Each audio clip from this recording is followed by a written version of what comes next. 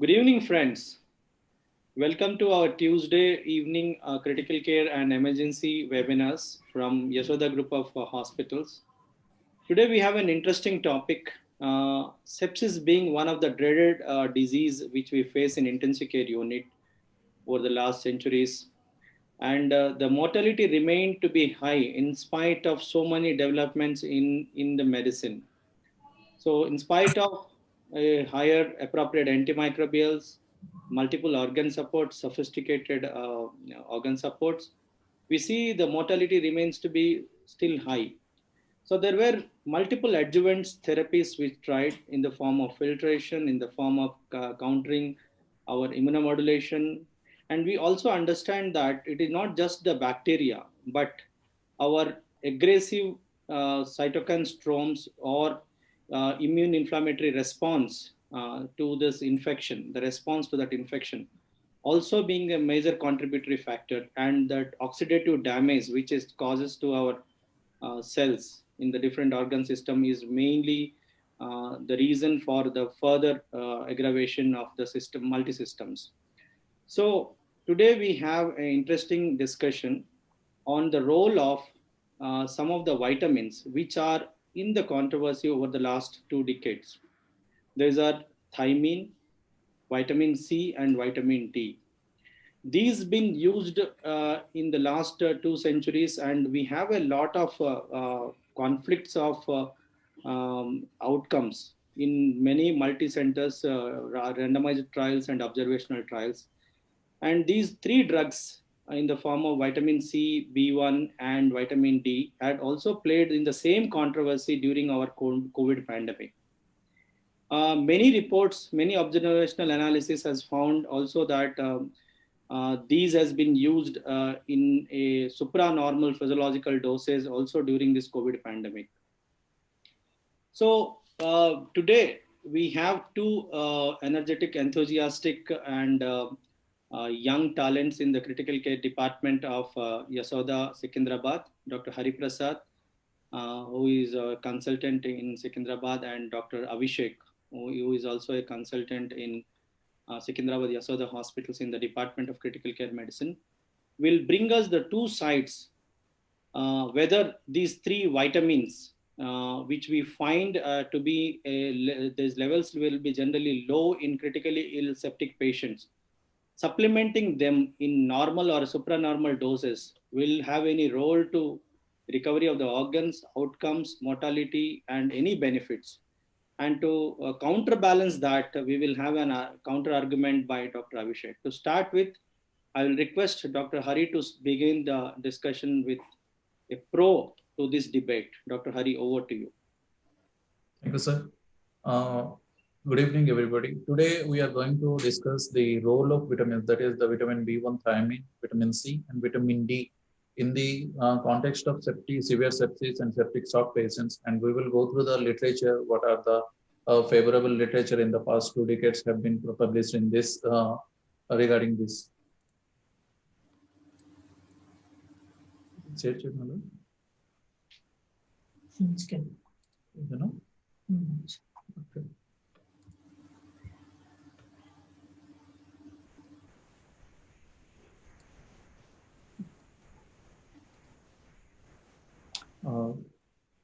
Thank you, Dr. Venkat sir, for giving me this opportunity to present this topic here.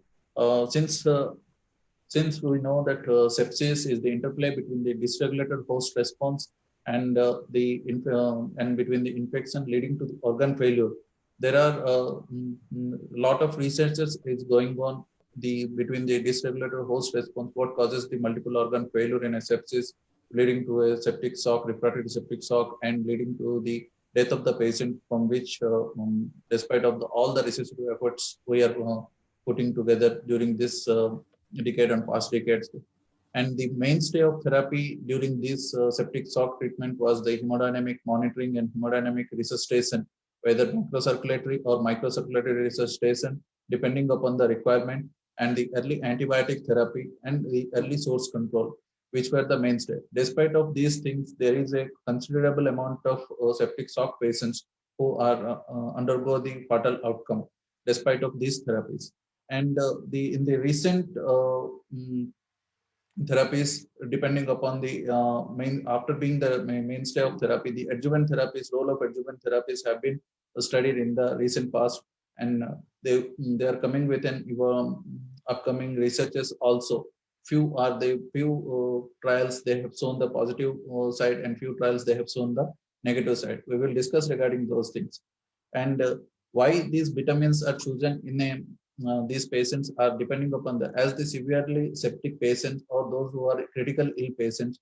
We know that the vitamins are not produced in our body, in human bodies, and during this septic period, due to increased metabolism, their use have been increased, and there is inability to synthesize them, and due to decreased intake also there is a lack of these vitamins. And vitamins which are most commonly used in the day-to-day in septic shocks in present day scenarios are vitamin C and thiamine, along with the vitamin D in the recent upcoming due to COVID infections. The what role why we have choose these three vitamins for discussion today is the role in the immunomodulation and the sepsis, in the pathophysiology of sepsis we will discuss. First, thiamine, it acts as an antioxidant. Also, it helps in the acts as a cofactor in certain enzymes in the Krebs cycle and pentose phosphate pathway. As we know, during the sepsis, during the infection, there due to decrease in the oxygen supply to the tissue underwent the anaerobic metabolic pathway and leading to energy deficient state. And thiamine being the cofactor in the Krebs cycle, where it helps in the energy production there, and it also helps in the neural signaling during the synthesis of neurotransmitter, either in the form of GABA or glutamate or acetylcholine, which also help. And it also decreases the oxalate production, which are also helpful interaction with the vitamin C. In the vitamin C, on the contrary, it has an antioxidant property. It decreases the pro-inflammatory response as an immunomodulator, and it also decreases the bacterial growth, and it also helps in wound healing. And the most important section comes here is the synthesis of vasopressors, including the catecholamines like epinephrine, norepinephrine. Also, it helps in act as a cofactor in the synthesis of vasopressin, and it also helps in microcirculatory patency, and it also helps as a in the protection of the endothelial barrier. All these leads to synergic effect, which helps in the decreasing the oxidative damage and increasing the energy production in the mitochondrial level also. And this leads to decrease in the apoptosis and endothelial and organ injury in the cells. And on the contrary, vitamin D, it in response to it basically major role is the calcium and bone metabolism, bone homeostasis, but it also helps in as a cytokine. It helps as a immune response to bacteria in modulating the cytokine profile to the lipopolysaccharide of the bacterial endotoxin, and it also acts via the endomicrobial peptide cathelicidin in the cells, and it also same cytokine profile modulation occurs by the vitamin D in the fungi, and it also decreases the production of the inflammatory proteins, which increase the viral replication in tracheobronchial cells and increase the infection. Coming to the clinical studies which favor what is the evidence regarding the vitamin C in sepsis, we will discuss. The vitamin C at a dose of less than 2 grams per day was initially evolved as a immune modulating nutrition in the severe sepsis patient, and it has been studied since 1991, and the data has been published. But the recent data since 2004, the data which has shown a favorable outcome when there is a dose is less than 2 grams per deciliter. First, Crimi in 2004, where he used in the mixed ICU, where 224 patients received the standard and enterical nutrition along with the vitamin C, vitamin E within the first 72 hours of admission for 10 days. They saw the reduction in the mortality along with the improvement in the ventilator-free days and ventilator-free days. Second comes the Bile in 2008, where he studied the in 55 of the septic patients, where the mixture of intestamine, that is the along with the selenium, zinc, and vitamin C, here the dose is 1500 milligram within 24 after the enrollment, and there is a faster recovery of organ function, which is assessed by the decrease in the SOFA score. Second comes where the dose is more than 2 grams per day, that is the higher dose. Here, since 2002, there are studies, but the most common, the most recent studies were Fowler in 2014 and Jabet in 2016. The studied in the patients with the septic shock, where the dose of the ascorbic acid is high, that is up to 200 milligram per kg per 24 hours. They have shown improvement in the SOFA score, improvement in the biomarker levels. Whereas in the Jabet study here in 2016, they studied in 28 ICU patients with the septic shock with a dose of 25 milligram per kg aspartic acid, which was administered every 6 hourly for 72 hours and as an infusion over 30 minutes. And it has shown a reduce in the mortality rate, along with the reduction in the duration of norepinephrine requirement. This is the Fowler study that was published in 2014, phase 1 safety trial of intravenous ascorbic acid in patients with severe sepsis. Here it is showing that they were divided into 3 groups. One is the placebo group, where there no vitamin C was administered, and there is another low dose of ascorbic acid was administered, and with high dose of the ascorbic acid, which is shown in the red line. The time duration required to achieve the steady state of to achieve is the 12 hours with the high dose, and this dotted line represents the baseline level of the vitamin C level, that is less than 50 micromillimeter. And on the right side, we will see the delta SOFA score, that is the SOFA score on admission to change in the SOFA score on day 4. And this was significant. The slope is very much downwards of the lowest in the when there is high ascorbic acid is used. Similarly, in the Jabet et al. Study in 2016, that is the effect of high dose of ascorbic acid on vasopressor requirement in septic shock. He had studied 24 patients in surgical ICU who are dependent on the vasopressor for their septic shock. And patients were randomized to receive placebo or vitamin C 25 milligram per kg. And the primary endpoint in this study was the vasopressor dose and duration, which were significantly reduced, as we see in the right side table. And there was also, they have noticed a reduction in the mortality among the patients treated with the 28-day mortality, those who are treated with the vitamin C. This is another study which was published in 2017 by Habib, and this study was published in the International Journal of Microbiology and Advanced Immunology. This study was taken place in the Egypt. This was the study regarding the early adjuvant intravenous vitamin C treatment in septic shock, which may resolve the vasopressor dependence. They have taken 100 patients and randomized into 2 groups. One is the placebo arm and another is the treatment arm, where they have received 1.5 gram of vitamin C every 6 hours, the first 24 hours after ICU admission, and continue till discharge along with the conventional sepsis treatment. There was a statistically significant difference in the length of ICU stay that was shown in the right side table, along with the decrease in the vasopressor requirement or the days on the vasopressor patient. That is also, there is a significant difference with the p-value. Now coming to the studies which use the thiamine in the sepsis. There are 4 studies we can find in this, and starting from Donino 2016, along with Moscowitz in 2017, Ulam in 2018, and Harun in 2019. The thiamine group, they have taken into 2 groups, thiamine group and control group, and the Ulam study, which has taken the highest number of patients, that is 123. In these studies, Donino et al. In 2016, which was published in the Journal of Critical Care Medicine, and this was a randomized double-blinded study, placebo-controlled study, where they have taken the sepsis patient where lactate is more than 3 micromoles, and the patient is on vasopressor, and they have excluded those patients who have a liver injury or dysfunction, or those who patients require thiamine for other indications like ischemia. And it is a 2-center study in US. And the intervention they have taken is the thiamine 200 milligram IV 12 hourly into 7 days, where the treatment arm has a 43 patients, whereas placebo arm has a 45 patients.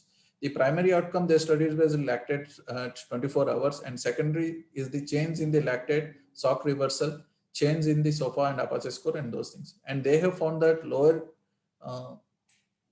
lactate levels at 24 hours in the thiamine deficient group.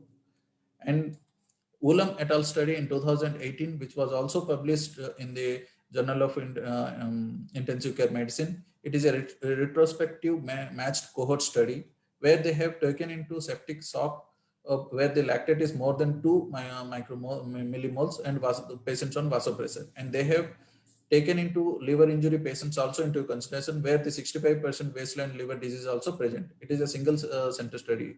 And the intervention they have taken is the thiamine within 24 hours of admission, and the total number of patients they have taken in the treatment arm is 123.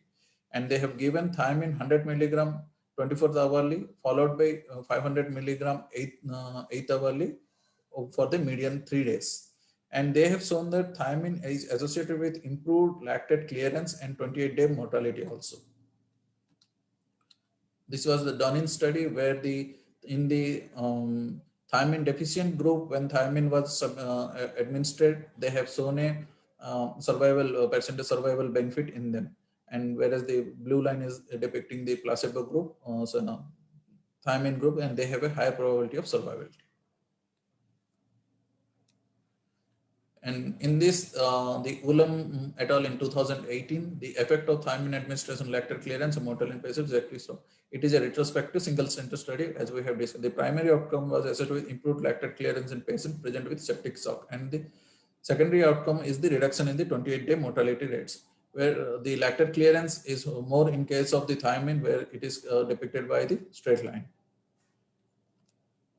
And this is the cumulative death, the survival percentage of survivability over the time, and it is also less in case of thiamine administered. Coming to the combination of therapy, now we have seen the evidence regarding the single vitamin C and thiamine. Now we will see the combination of therapy of vitamin C and thiamine along with the hydrocortisone. First, we will discuss regarding the Marix trial, which was published in 2017, where the combination of hydrocortisone, vitamin C, and thiamine for treatment of severe sepsis and septic shock, a retrospective before-after study.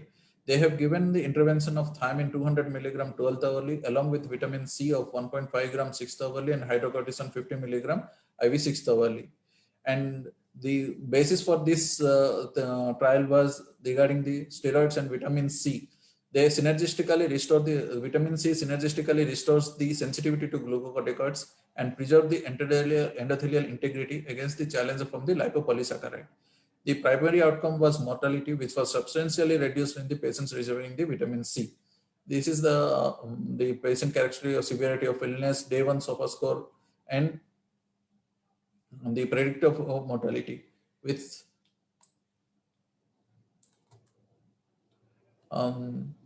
in the treatment arm, it is around 8.3 with day 1 SOFA score is on the same as that of the control group, whereas the predictor of mortality is also almost similar. But when compared to therapy, the predicted mortality was in the control group is high, but in the treatment group, there is the decrease in the actual mortality is very much decreased. Similarly, the time for vasopressor discontinuation is also very much decreased in the treatment group, that is the black line. Similarly, SOFA score over the time decrease in that is the delta SOFA score or the decrease in the SOFA score, which is also decrease in the treatment line. And in the procalcitonin, the marker for the infection is also decreased in the treatment group. Coming to after the Marix trial, there are the Marix positive trial, there are multiple trials which were published regarding the combination of therapy, among which is the CISTES-LIS trial, which is the multi-center randomized control trial investigating principally the IV vitamin C in patients with severe sepsis that is induced by the ARDS. Vitamin C was initiated relatively late in these patients, up to 48 hours after the development of end organ failure meeting the ARDS criteria. And they have seen improvement in 28 days all-cause mortality and ICU-free days. There is a significant difference in them. And there is no evidence from the evidence of harm from the IV vitamin C was found in this study, despite of the larger dose used in the Paul Marix study. On the right side, we see the all-cause mortality of day 28 among the patients associated with ARDS patients, where there is a overall mortality probability is very less in those who are treated with the vitamin C. Second comes the vitamins trial. It is also a multi-center randomized control trial in septic shock, which compared the hydrocortisone along with the versus the heart therapy. They have taken 2006 patients included, and in this study, shown that heart therapy did improve the SOFA score over the day 3 SOFA score. That is, we see on the right side where the table the outcomes are there given. And in this study, they haven't evaluated as this vitamin C. They have initiated the vitamin C therapy after 12 hours of the enrollment. So they have doesn't evaluated the early heart therapy in them. So this was the observed mortality and the expected ICU mortality in the patients. When the heart therapy was initiated more than 12 hours delayed, the observed and the expected mortality almost same. Whereas when they are initiated early, there is a actual observed mortality is very much less than that of the expected mortality. This is another study, ACTS randomized control trial, which was published in the JAMA, where the effect of ascorbic acid, corticosteroids, and thiamine on organ injury in the septic shock was studied.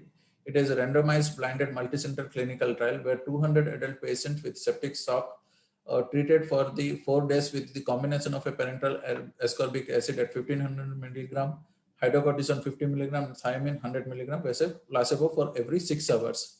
The median number of shock-free days was higher in the intervention group compared with the placebo group. And the intervention group had a statistically significant reduction in the cardiovascular score, cardiovascular SOFA score during the first 72 hours. And there was a significant effect modification by investigator predicted 30 days survival, with a greater effect seen among the patient for whom their enrolling clinician thought that survival was uncertain. In this study, what happened is that the most common cause of death were the withdrawal of the support of the therapy by the clinicians. And when they have analyzed the subgroup, those patients they thought initially those who were the sicker, and despite of the effective resuscitative therapies, their shock is not reversing. In them, the heart therapy has improved the survival, as shown in this forest plot. And this median shock-free days is also significantly less in the heart therapy, those who received the heart therapy. This was the Oranges trial, which was published in the Journal of Chest, where they have studied the outcomes of metabolic resuscitation using the ascorbic acid, thiamine, and glucocorticoids in the early treatment of sepsis. They have taken 137 patients into a randomized and double-blinded controlled trial, where they have shown that heart therapy is safe and decreases the duration of shock in patients with this sepsis. And they have concluded that this effect appears to be due to the ascorbic acid component of heart therapy rather than the mineralocorticoid effect of the steroids alone. This is the Cox proportional hazard and corresponding Kaplan-Meier survival curve. They have taken 103 patients with 3 factors. One is the heart therapy, that is the blue line. The comparator group patients who did received corticosteroids are the red line, and those who didn't receive the corticosteroids are the gray line. And the independent effect of heart therapy on reversal shock, they have there is a significant difference in the outcome. Where they have received the heart therapy, they have a survival benefit in this graph. Coming to the vitamin D as a role in the sepsis, we will see regarding what are the evidences regarding the vitamin D. This was an article published in the International Journal of Medicine, where the prevalence and association of vitamin D deficiency and mortality in patients with severe sepsis. It is a prospective observational study which was published in 2017. A total of 83 patients, 75% had a vitamin D deficiency, and 42 of them had a severe deficiency.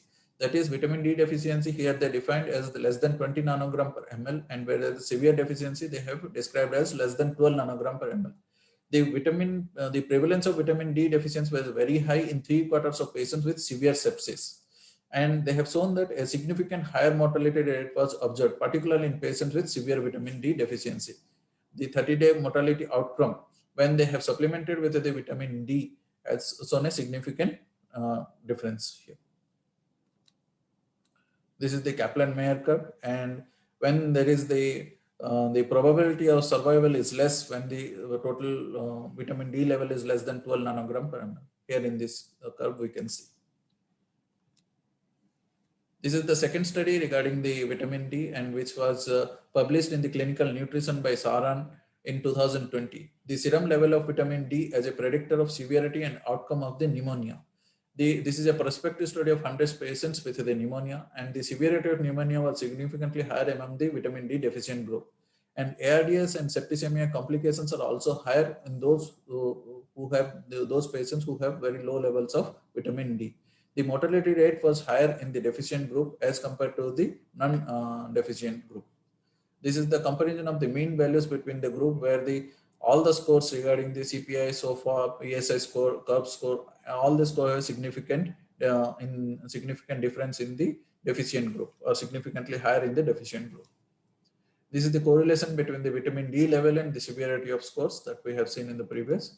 And this is the level of outcome. In the deficient group, the significant difference in the outcome, those who patients were died also comparably very high. Percentage of death is 30%, whereas percent of death is 18% in the non-deficient group. And also complications are also higher in the vitamin D deficient group. This is the meta-analysis which enumerates the vitamin D and the risk of mortality in adult patients with sepsis, which was published in the BMC Infectious Disease Journal in 2020. They have taken 8 studies, and out of 8 studies with 1736 patients, and they have taken both prospective and retrospective studies also. And the follow-up period varied from the short-term follow-up within 1 month to long-term follow-up up to 12 months they have followed. This meta-analysis showed that the lower vitamin D at admission was independently a risk factor associated with increased risk of mortality in patients with the sepsis. And they have also shown that with severe vitamin D deficiency, when the vitamin D levels are less than 10 nanogram per ml, was significantly associated with higher mortality risk.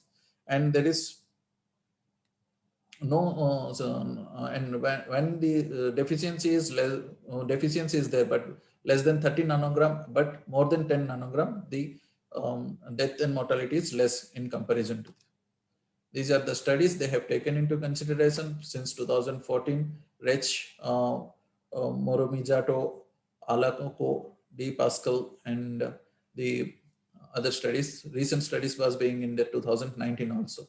Both retrospective and prospective studies they have taken, and the cutoff values they have taken for this thing, vitamin D levels is the vitamin D is deficient when there is less than 30 nanogram per ml, and when there is severe, it is less than 10.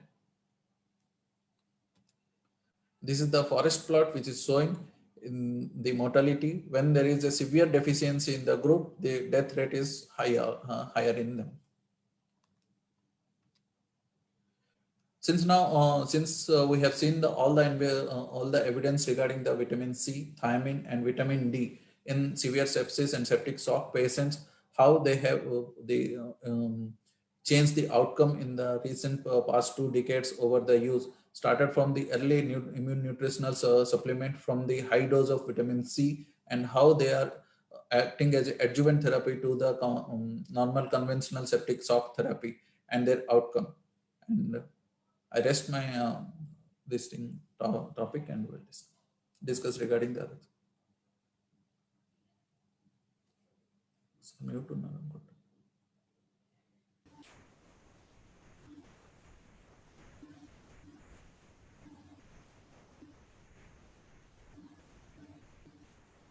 Dr. Venkat, please unmute your mic. Yeah, thank you. Thank you for that overview, Dr. Hari. I think the most 2 or 3 important points which he highlighted is in critically ill and severe sepsis patients, we see these vitamin levels definitely being low. You take either vitamin C, vitamin D, or thiamine. They are considered to be low in all these critically ill patients. But the next debate is whether supplementing in a good dose, in a higher dose, will reverse back that septic shock, recover the organs, decrease the organ function, improve the organ functions. To debate on that side, whether we have adequate studies supporting that, We have Dr. Abhishek today. So, Dr. Abhishek, over to you. Unmute yourself and on your video. Yeah, Dr. Abhishek, over to you.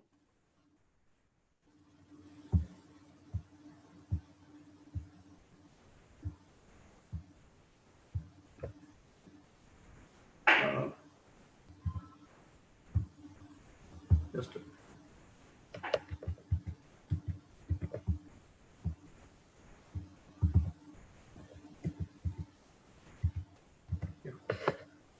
good evening, everyone. Thank you, Venkat sir, for the opportunity. Now I'm going to discuss about the downsides of vitamin therapy. So, are vitamins a magic bullet or just a myth in sepsis? So, I start with the case scenario. A 56-year-old male patient presented to ER with the complaints of fever, fever, SOB, cough, worsened over 5 days. On examination in ER, patient was found to be drowsy.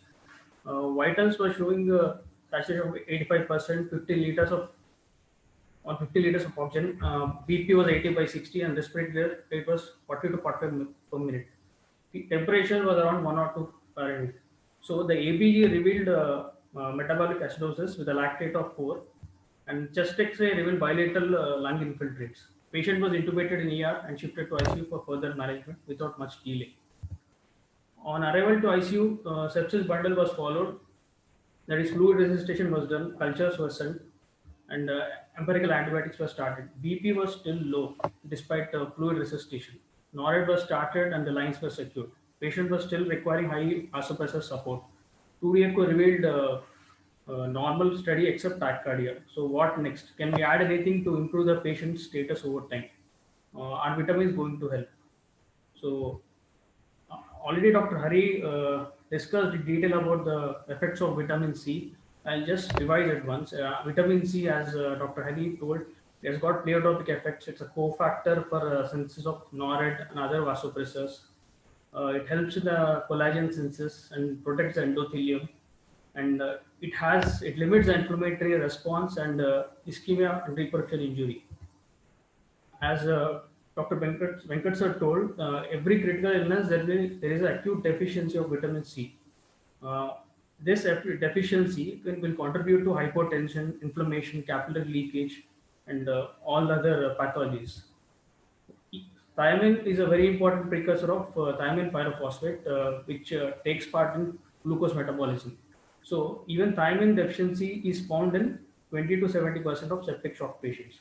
So therefore, requirements of vitamin C and thiamine are likely to be higher in the critical state. And the hypothesis is if we replenish the stores, will it benefit the depleted patients? So I'll just give an overview of what is the rationale behind combination of hydrocortisone, vitamin C, and thiamine. So they act synergistically, and the actions are actually overlapping in the pathophysiology of sepsis. So you can see in the slide both thiamine, vitamin C hydrocortisone, they act through one pathway. So they act synergistically, and they may reverse the pathophysiological changes of sepsis. In addition to this, thiamine, when there is thiamine deficiency, the conversion of glycoxylate to oxalate, this is a metabolite of vitamin C, that is decreased. So this may lead to AKI due to oxalate crystallization. So thiamine helps in that way also. Like it prevents the conversion of glycoxylate to oxalate. So everything is fine, but where is the evidence? So let us look into the evidence. So everything started with the this paper. It's a very popular paper that Paul Merrick studied. This was the first study that raised the concept of vitamin C and thiamine. So this is a retrospective observation study. It's a single-centered conducted from June 2015 to July 2016.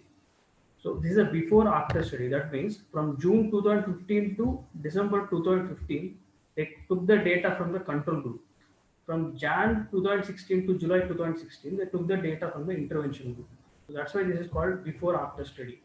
Inclusion: severe sepsis, septic shock patients with a procal of more than 2 were taken. So 47 patients were included in each arm. That's pretty low actually.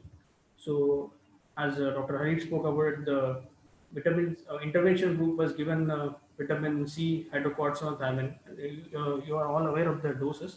And the control group, they were treated with the standard treatment. So here you can see the outcomes. It's a bit unrealistic. Hospital mortality was only 8 in the intervention group, and it is 40% in the control group. Except ICU length of stay, the other outcomes are, there is a lot of gap between the two groups. And here you see when they started the study, they estimated a mortality of, you can see the diagram which is on the right side. They estimated a very high mortality, but actual mortality was very low. So we don't know how much we can believe the results. So at top of the limitations of the study, first of all, it's not an RCT. It's a small sample size, 47 patients in each arm. It's only a single center study, and it is a non-concurrent controls were used. That means, as I told, first they took the data from the controls in the first half of the study, then they took from the intervention group. There will be a lot of changes, like there will be a seasonal change in the days, the logistics are going to change, the treating physicians will change. So it's some kind of bias. And they took a Procal more than 2. Procal won't be available in all the hospitals. So can they apply the study to the hospitals where there's no Procal available? And this is a very controversial point. No patients in the treatment group died from the complications related to sepsis. They died due to the secondary complications of the underlying disease. This was told by the authors only. So this is a very controversial point. That means literally no patient in the intervention group died of sepsis. 28 patients, around 60% in the control group were treated with hydrocortisone. So even this might have caused some bias. And because this is a small retrospective study, vitamin C toxicity levels, the safety profile can't be assessed properly. We require a larger RCTs. So these are the limitations of the MERIC study. See, Dr. Hari was mentioning Ghulam study and MERIC study showed the benefits, but if you see the hierarchy of evidence, cohort studies come in the low position. That means they carry a very high bias and low quality of evidence. Now, to address this problem, at least the MERIC study has, it was hypothesis generating. So this led to the lot of subsequent RCTs, which I'll discuss now. So to address all the problems, this was a very good RCT that was conducted by the vitamins group, that is vitamins randomized control trial. This was published in JAMA 2020. So here, so this is the basic outline of the study. So pretty good number of sample size, 107 patients, 100 plus patients in both the arms. This is a multi-center study in Australia and New Zealand and Brazil. So here all the patients in control group received hydrocortisone. Unlike in MERIC study, all the patients in control group received hydrocortisone, and the intervention group they received hydrocortisone, thiamine, and vitamin C. Primary outcome was time alive and free of vasopressor through day 7. You can see here the findings. The primary outcomes, there was no difference. It was 122 hours in the intervention arm. It was 125 hours in the control arm. So there was no much difference. Here you can see, here I'm showing both primary and secondary outcomes. There was no much difference in both the groups, primary as well as secondary. So there are a lot of strengths in this study. The first strength is actually the first randomized control trial where the MERIC, what drugs MERIC has used, the same doses were used. So this is a properly conducted randomized control trial. Although moderate in size, this trial is larger than the MERIC study. Trial protocol with predefined statistical analysis plan was published before the study began. Randomization was properly performed and it was conceived. In the post-hoc analysis, they censored that they deleted the patients whoever have died before the resolution of shock. So to avoid the survivor bias, so whoever died before the resolution of shock were actually censored. Here they have treated for 10 days, which is quite sufficient period. They gave a quite sufficient period to see if the drugs really act. Unlike MERIC trial, MERIC they used only for 4 days. Here they have given for 10 days. Still they were not able to show the benefit. Very few patients lost the follow-up, and the study was performed in both high-income and middle-income countries. So it helps in improving the external validity of the results. Intervention group had lower Apache scores in the study. Still, they were not able to show any difference in the outcomes. So the one issue what they raised about the vitamins study is they were saying that there was delay in giving the drugs. There was delay. They told that there was delay for about 12 hours. This might have affected the outcome is what they told. But before this, there was no literature saying that if you give vitamins early, it's going to improve the mortality. So even this was addressed in the next trial, that is ATTEST trial. It's a combination of vitamin C and thiamine for septic shock. Even this is a multi-center randomized control trial conducted in South Korea. So here they have given vitamin C and thiamine in the treatment group and identical volume of placebo in the placebo group. So here the time from randomization to the drug giving the drug was 1 hour. So that problem which was there in the vitamins that was addressed here. So drug was given pretty soon here within 1 hour, and you can see the co-interventions. Co-interventions were also very perfectly matched. Like what there was no difference in the other treatments, what the treatment and intervention placebo group received. So steroid, whether it comes to steroid or vasopressin or antibiotic, everything was matched perfectly. So here also you can see there was no change in the difference in the primary or secondary outcomes. It was almost the same. The main outcome, that's the primary outcome delta SOFA score, was not different in this study.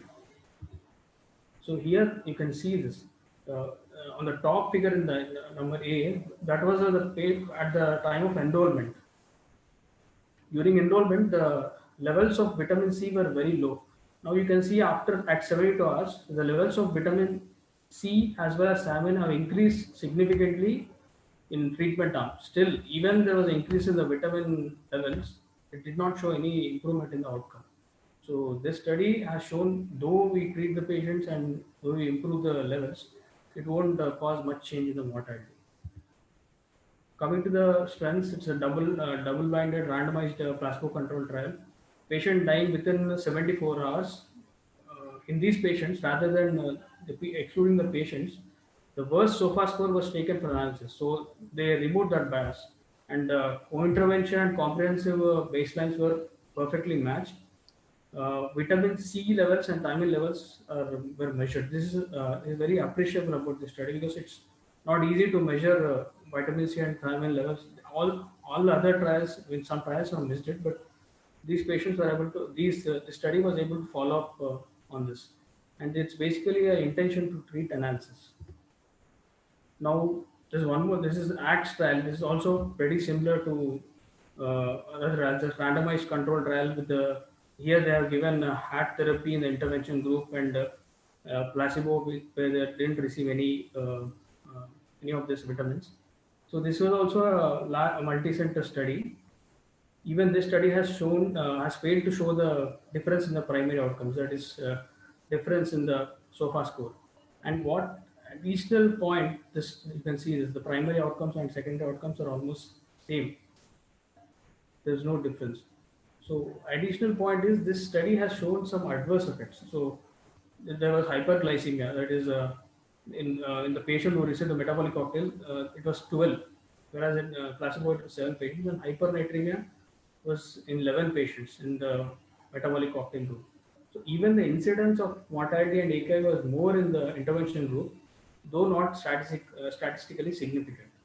So we have started Merrick, they told that there's a benefit, and slowly it was saying that there's no benefit. Now we are coming to the stage where studies are showing that maybe the mortality and AKI is more in the intervention group. So now this is also very nicely conducted trial. Citrus LI, Dr. Hari has discussed about it. So in this study, this was published in JAMA, they looked particularly at vitamin C only. Vitamin C patients, vitamin C was given in this patient. They took the patients with sepsis and acute respiratory distress syndrome. So only that set of patients they have taken, and vitamin C was given here as an infusion form. This was conducted in it's a multi-center randomized control study. The primary outcome was change in the change in the SOFA score, and here they looked at the biomarkers of inflammation. So again, even this study has failed to show the difference in the primary outcomes. But secondary outcomes, there were total 46 pre-specified secondary outcomes. Out of these three were positive. But even there are a lot of caveats in this, which I'm going to address. First thing is 28. They told there's a mortality, 28-day mortality benefit in the intervention group. But I think it's by chance, because this is basically a secondary outcome. The study was not powered to show the difference in the mortality. If at all it was powered, 324 would have been the sample size, but here the sample size is not 324, it's only 160, so half of it. So I think this is by chance. And coming to the hospital free days, 64 patients did not complete the trial till day 60. So even this outcome can't be confirmed. And so this, as I told, this patient was studied in the patients who had sepsis with ALI. So can we apply the results of the study to the patients with sepsis without ALI? This was not answered. Now, then I'm going to talk about one of this trial showed to try to show some advantage with vitamin C. So, but there are a lot of caveats in the study. This was published in Chest Journal. They stated that the combination of vitamin C, thiamine, and hydrocortisone significantly reduced the time to resolution of shock, but did not reduce the mortality. Caveats are basically it's a small cohort, only 60 patients in each group. Resolution of shock. See, for the metabolic cocktail arm, it was 27 plus or minus 22 hours, and placebo it is 53 plus or minus 38 hours. There is a lot of overlapping. Many patients in the placebo group were in those patients that shock was settled below 50 hours, and many patients in the HAD group might have the shock might have settled more than 30 hours. So there's a lot of overlapping in the time. So the ranges are broad in the overlap. Maybe the outliers may have caused a difference. So that there is that possibility. Think you understood the point. So because there's a large, broad time interval, there may be overlapping and outliers may have caused a difference. See, this is a very controversial point. First, when they registered the trial, they submitted on Jan 30th. They told that change, in hospital mortality was the primary outcome. But after the after collecting all the data, they changed the primary outcome to vasopressor independence and SOFA score. So why should they change the outcome after collecting all the data? Is this data dredging? So that is a very controversial point. So till now I've discussed about non-beneficial and even caveats in the research and all. This study, which I'm going to talk, now this looked into safety profile. Is vitamin therapy completely safe or not? So this study was published in Chest Journal. This comes from the China group, high VCT trial.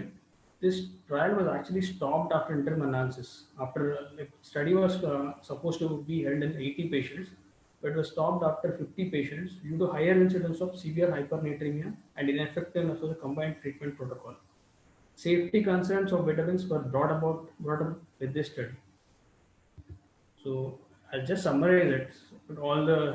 These are all the landmark trials which I've discussed. So you can see coming to mortality, there was no difference shown by any of the study. Citrus ALI had shown the trend in the improvement of the mortality, but I told you the secondary outcome and the sample size was not actually powered to show the mortality. In time of vasopressors, orange trial has shown the improvement, but I again told you this was kind of data dredging. They changed the outcome. So I don't know how much we can believe in this. Now coming to the meta-analysis, but this was a very good meta-analysis published in BMC. They took 17 studies and 3,000 patients and they were analyzed. So this study concluded that vitamin C did not reduce the pooled mortality. Patients may profit if the vitamin C is administered over 3 to 4 days. So that was the conclusion. And consequently, they wanted further research to be conducted on this to show the benefit. Now, few more trials are on the way. Victas trial is there. There are a few more trials ongoing. Hopefully, should see if they're going to show any benefit.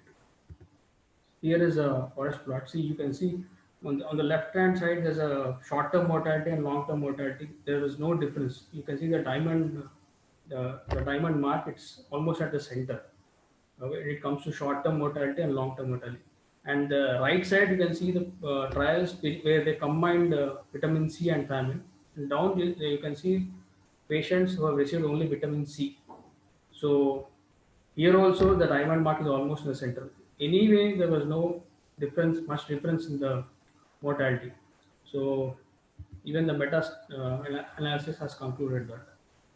So this is all about vitamin C and thiamine. Now I'm going to give a small talk about vitamin D. Vitamin D is as we all know, it's a potent immunomodulatory agent. Even it has got the pleiotropic pathways. Target organs are particularly muscle, lung, immune system in our ICU. In contrast to vitamin C and thiamine, testing of vitamin D is fast, widely available, and reliable in the ICUs. So that is the advantage with vitamin D. So vitamin D is same like vitamin B and thiamine. Vitamin D deficiency can be seen in almost 30 to 60% of ICU patients. And observational studies have clearly shown that vitamin D deficiency is linked to excess mortality and morbidity. Glutathione and all these redox pathways also vitamin D is involved in these pathways also, so it contributes to the immune system also. So these are the two trials, very randomized and well conducted trials. The Violet study, this was published in NEJM, and Vidal ICU, this was published in JAMA. So I just give a brief overview about these two trials. Randomized control trials, both of them are randomized control trials. Vidal ICU is a single center, involved both medical and surgical ICUs. 475 patients were analyzed. Violet was a larger study, but only medical ICUs were involved and 1,059 patients were analyzed. They took the patients who are expected to stay in ICU over 48 hours and whose vitamin D levels are less than 20 nanograms. Exclusion wise, they excluded the patient with hypercalcemia, sarcoidosis, kidney stones, etc. So these patients were excluded.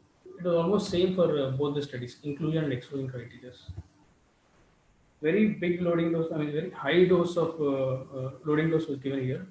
5,40,000 international units vitamin D was given enterally in both the intervention arms in both the studies, followed by maintenance dose of 90,000 monthly for 5 months. There was no difference in the primary and secondary outcomes in the trials. Actually, I didn't put the detail list, but they looked here. The outcomes were patient centered. They looked at the ICU length of stay, hospital length of stay, and hospital mortality. These were not related to SOFA score and all. So they were patient centered outcomes. So they concluded saying that administration of high dose vitamin D3 compared to placebo did not improve hospital length of stay, hospital mortality, or 6-month mortality. So this is a meta-analysis that was published in the Journal of Critical Care. This again, this meta-analysis concluded saying that in critically ill patient, vitamin D administration might be associated with reduced mortality. They didn't confirm it yet. So even they concluded saying that more randomized control trials are necessary to confirm these findings. So even this was not vitamin D was also not completely supported. So I would say that take-home points from my side would be based on the research evidence till now. Like I almost discussed properly conducted 5 to 6 RCTs and the famous Paul Merrick study. And so based on all the research evidence, vitamins or metabolic cocktail for now cannot be recommended as a standard therapy in sepsis. Further larger size trials and meta-analysis are needed to confirm their role. Till then, more focus should be put on following the sepsis predict, that is adequate fluid resuscitation, early and appropriate empirical antibiotic therapy, and prompt source control. Thank you. Thank you, Abhishek. Thank you, Abhishek, for that overview. I think you put across the points in a very well organized manner. Now over to Hari. Any points from your side to counter Dr. Abhishek? Yes. Thank you, sir. Thank you, Abhishek, for enlightening regarding the critics of the the vitamins in the septic shock. Okay. We will see the is here out,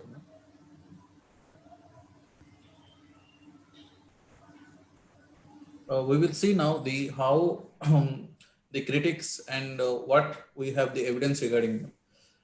My friend Abhishek told regarding the safety of vitamin C and thiamine. In the previous studies and then the recent studies, in one study, they have reported the increased incidence of side effects like renal failure and multi-organ failure and death, increased death. But vitamin C and vitamin thiamine, they have a high safety profile, which was evident from the previous studies also, where they have used a dose of vitamin C up to more than 40 grams per day. This was published by the Buhner in 2016, where there is the renal failure due to oxalate formation by the vitamin C is not noted in them. And also the concurrent use of thiamine also reduces the conversion of vitamin C into oxalate, which also reduces the probability of renal failure. Where in the Marik study also, they have shown that improved renal outcomes with the use of high doses of vitamin C also. Out of the randomized control trials, they have suggested benefit from the vitamin C and thiamine in the septic shock patients, either in the form of vasopressor-free days or in the form of ICU length of ICU stay, decreased length of ICU stay, which also adds to the cost and benefit to the patient also. Not only mortality, few studies they have shown as a mortality benefit also, as like Citrus Ali, which they due to in the Citrus ALI study, what happened? The initial SOFA score, those patients who died within the 3-4 days, they have not taken into consideration, and they have a higher SOFA score during the admission also. So that causes the survivor bias in them. So the mortality benefit that was seen in the Citrus ALI study, which was not which was negated by this survivor bias in them. And these studies also, none of the studies, randomized control studies, they have shown that evidence of toxicity due to vitamin C or high dose of thiamine. And they have also shown the benefit. Those patients in the randomized control trials on the thiamine deficient patient or in the vitamin D deficient patient, that is the vitamin DL ICU study, which was last study discussed by the Dr. Abhishek. They have also shown that those patients who are deficient in the vitamin D and those who got the supplementation, they have improved in the vasopressor free days. Length of the ICU stay is also less in them. So on the contrary, I will say that taking into consideration only into mortality benefit in a septic shock or severe sepsis patient, what we treat, taking into only mortality as a benefit, we could not conclude. We have also other associated outcomes in the form of length of hospital stay, requirement of vasopressors, requirement of organ failures, and requirement of other supportive therapies, all leads to the decrease in the cost of the patient also, and cost benefit on looking at into the cost benefit analysis also, on the contrary of very less side effects reported in all these studies. Okay. Similarly, like we have in the clinical practice, it is scientifically perfect always. We know that. And the current therapies, what we have for the sepsis and septic shock, there is a lack of the level 1 evidence in them. And the septic patients are invariably deficient in the vitamins, either due to increased consumption or decreased production or the decreased intake also. So in them, the supplementation helpful in the cost benefit ratio. So I will suggest to use in them as adjuvant therapy along with the conventional therapy, as there is limited or very less number of side effects even with the high doses of vitamin C and other vitamins that are used. And recently in the COVID treatment also, we have seen that MACT plus protocol, which has a very high dose of vitamin C, up to 30 gram per day they have used, and that has also shown that less side effects also. So we can use in them as adjuvant therapy for the cost benefit analysis. Thank you. Over to you, Dr. Abhishek. Actually, mortality was a primary outcome in very few studies. Actually, outcomes were varied. Some studies they considered the SOFA score as a mortality improvement of SOFA. Some studies looked at the ICU length of stay. Some studies looked at the vasopressor fee days. I would say that they were pretty different in choosing the primary outcome. Uh, so I don't even they looked at the in citrus they looked at the inflammatory markers also. Inflammatory markers also didn't show much change. So that part I would say the selection of the primary outcome was pretty decent in all the studies. It was varied. Coming to the side effects, like there are no major side effects, but like they are vitamins. We can't expect very bad the side effects from them. And but still, see when they stopped the one of the study because there is hypernatremia. Hypernatremia is I don't think it's something to take it lightly. So that study was stopped in the interim analysis, stating the severe hypernatremia means. I feel further research should be conducted to address that. They should look into the severe hypernatremia and vitamin C. And as everyone says, it is safe. It is safe. Yeah, it is safe. But at the same time, there should be evidence. It should so there should be some improvement also in the mortality or any other outcomes. Yeah, I think we had a wonderful discussion, and I think we had the two sides of the story.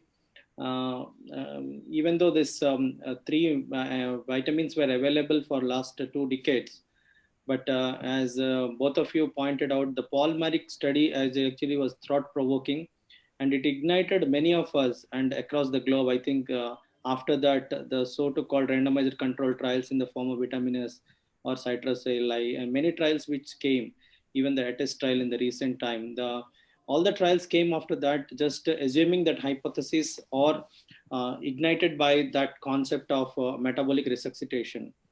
But yes, it was the outcomes were too good to be true in Palmeric trial. The as you rightly pointed out, the mortality benefit and the significant changes in the patients in septic patients was really actually out of the many of our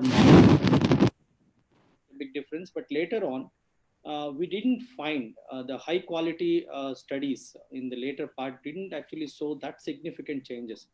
But the question remains in many of us, like all these patients in the critically ill state with severe sepsis will have deficiencies. And we have seen that deficiency of vitamins in the form of either vitamin D or thiamine or C has been correlated with the higher mortality and more complex outcomes. So the second question is whether supplementing them or resuscitating them with a higher doses as any change in organ recovery or a mortality. So these are the points which you both have discussed. So what I can actually conclude at this point of time, we do not have a very high standard literature evidence to support higher doses resuscitation making a significant differences in all the outcomes in the form either a primary outcome in the form of mortality or vasopressor requirement or in any other organ recovery or a SOFA score, even though there is a variability in the outcomes or studies in different formats in the different parts of the world. But the question is, suppose we give them as a supplementation of as a nutrition, as we understand them, they are deficit. Is it going to make any difference in the complications or side effects? So few questions to Hari. There are complexities related to the glucose monitoring. What is your comment, Dr. Hari, on that? In a high dose of ascorbic acid. Unmute yourself, Dr. Hari. In high dose of ascorbic acid, glucose monitoring is an issue, but the glucose levels are not very high. In all the studies what we have gone through, but they have none of them have reported hyperglycemia except for the one randomized control trial, which has shown that hyperglycemia is a significant complication. But in the rest of the studies what we have gone through, there is no interaction per se, or there is no hyperglycemia that is causing. Not just about only hyperglycemia, there is some issues with even monitoring and even the glucometers picking up. So those were some of those issues which were reported. And questions to you, Dr. Abhishek. What about the renal toxicity, crystalluria, oxalate crystals causing AKI, and what is the dosing in acute kidney injury? See, many of our intensive care patients in sepsis will definitely have a component of AKI. So in them dosing the ascorbic acid in such a high dose, we are talking about 50 milligrams per kilo, that comes in a 60 kg patient around 6 grams, to 200 milligrams per kilo, which probably 4 times of that, that may be around 24 grams in a day. So what is the risk you are seeing in them in crystalluria or oxalate crystals causing the problem? These studies looked at that point also, sir. They were not able to show any increased incidence of PK in intervention arm. So, So do you think, Hari, the thymine adding some benefits there? Yes, sir. Thiamine combination with the vitamin C, it helps in reduction in the conversion of vitamin C to oxalate, which has been one of the component of the thiamine physiology, and also it has been shown in the all the studies which have a combination of therapy with the hydrocortisone, ascorbic acid, and thiamine. So, in none of the studies have shown as a renal failure due to crystalluria or a renal failure or the patients requiring increased renal replacement therapy. Also, they have not indicated, not shown any evidence regarding that.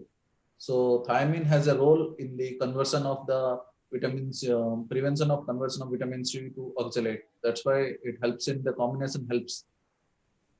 So there are also the concepts of ascorbic acid being used to actually accentuate or improve the glucocorticoid mediated receptor and mobilization of the cell.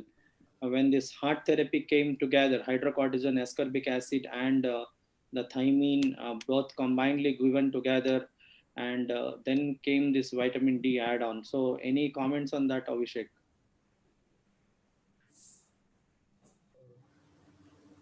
when you say when we combine vitamin D, sir, with the No, I think the vitamin C, thymine, and hydrocortisone, when they combine, so they have actually a concept. synergistic effect. uh, So they said that the cellular migration and the glucocorticoid effects get enhanced by your ascorbic acid, Yes, sir. Yes. and then thymine helping the protection from the crystalluria. So that's the reason the combination was used. Yes, sir. And then came this vitamin D role, which is an add-on to this critically ill patient. So I think we had a good analysis of this, and we will rest the discussion in the format that yeah, at this point of time, we may not have a solid evidence to support that these three vitamin B1, that is a thymine, ascorbic acid, and vitamin D in a mega supranormal physiological doses may not be a magic bullet to treat your sepsis. And they definitely we found to be deficient, and their deficiency or their low levels has been contributed to increase the mortality. But the evidence to support their supplementation in a mega dose or in a supranormal dose has not shown to actually give that optimal benefit in a high quality literature evidence, even though it is shown in an observational studies and a smaller studies, and few of those benefits in a post hoc analysis on secondary outcomes. But I think we are still waiting for a large randomized trial to show us that this has been beneficial in them. But in the same time, supplementing them in a normal doses without actually taking much of the cost. If you see other modalities in the sepsis which failed in the last 2 decades, were very expensive. This being non-expensive in the form of vitamin C or a D or thiamine can be a part of the nutritional supplementation, as we see ASPAN, and the surviving sepsis guidelines all talk about the supplementation of micronutrients and vitamins. Can this be a regular supplementation, not looking at that supranormal high doses, may have probably a supplemental phenomenon than as a magic bullet at this point of time. So we will probably wait for that. Any take-home messages, Abhishek, on this? As I said, there are no much adverse effects, but that should not be this therapy should not be looked at as a life-saving therapy. And also, the more focus should be on the following the sepsis bundle. Like should get the things right, giving the fluids, sending the cultures as early as possible, empirical and appropriate antibiotic therapy. So this should be focused more, and And I think depending on the patient's clinical status, we should take the decision whether to give this micronutrients. Okay. So do the basics right. You stick to your basic sepsis resuscitation, the fluid resuscitation, early antimicrobial, managing the organ perfusion with adequate vasopressors, source control will be the first line of therapy. Adding to that, adjuvant therapy should be individualized on the patient-to-patient basis is the key from him. Hari, from you. On a looking at the cost benefit analysis, cost benefit ratio regarding the decrement in the vasopressor along with the combination therapy of hydrocortisone, ascorbic acid, and thiamine, and the length of ICU stay, it should be act as a adjuvant therapy along with the conventional resuscitative therapy in aseptic soft patients. I would go with that one at present. So even though we do not have a high standard literature evidence, Hari feels that with current evidence, there has not been a significant adverse outcomes with this mega doses, even in the mega doses. So he convinces himself that the supplementing these vitamins in a normal doses or the doses which we mentioned in different forms as an adjuvant therapy along with a standard of care maybe way forward till we get further large randomized trials evidence or large trial evidence which suggesting us in the further future road.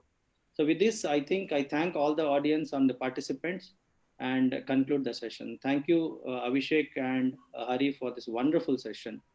Congratulations. Thank you. Thank you.